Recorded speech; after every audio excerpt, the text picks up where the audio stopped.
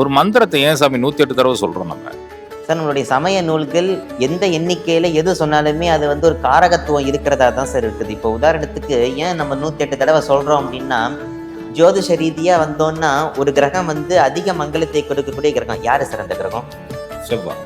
செவ்வாய். செவ்வாய் வந்து இயல்பாகவே அவர் வந்து நிறைய மங்களம், செல்வ செழிப்பு எல்லாத்தையும் கொடுக்கிறவர் செவ்வாய். அவருடைய எண் வந்து 9.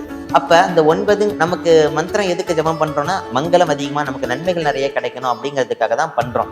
ஆக அந்த 9 வரிசையிலே 9, 18, 27, 36, 45 அப்படின்ட்டு வரும்போது நம்ம அந்த எண்ணிக்கையில மந்திரங்களை ஜபம் பண்ண நமக்கு அதீத மங்களத்தை அது கொடுக்கின்றது.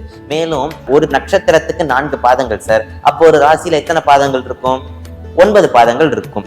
எத்தனை ராசி? 12 ராசி இருக்கு. அப்ப 12 × 9 போட்டோம்னா நமக்கு 108 முறை அது கிடைக்கும். ஆக சர ஸ்திர உபயம் இத்தனை ராசிகள், சரராசி, ஸ்திர ராசி, உபய ராசி, அதனுடைய பலன்களும் சேர்ந்து நட்சத்திரங்களுடைய பலன்களும் ராசிகளுடைய பலன்களும் ராசி கிரகங்களினுடைய பலன்களும் நமக்கு உடனே கிடைக்கணும்னா அந்த 108ங்கிறது ஒரு மிகப்பெரிய மந்திரம் சார். அதனாலதான் எந்த மந்திரத்தை எடுத்தாலும் 108 முறை, 1008 முறை, 1,00,008 அப்படின்ட்டு அந்த ஆரம்பத்துல அந்த 1ம் கடைசியில் அந்த 8ம் இருக்கும். அந்த 1ங்கிறது ஏகனாக இருக்கின்ற இறைவன்.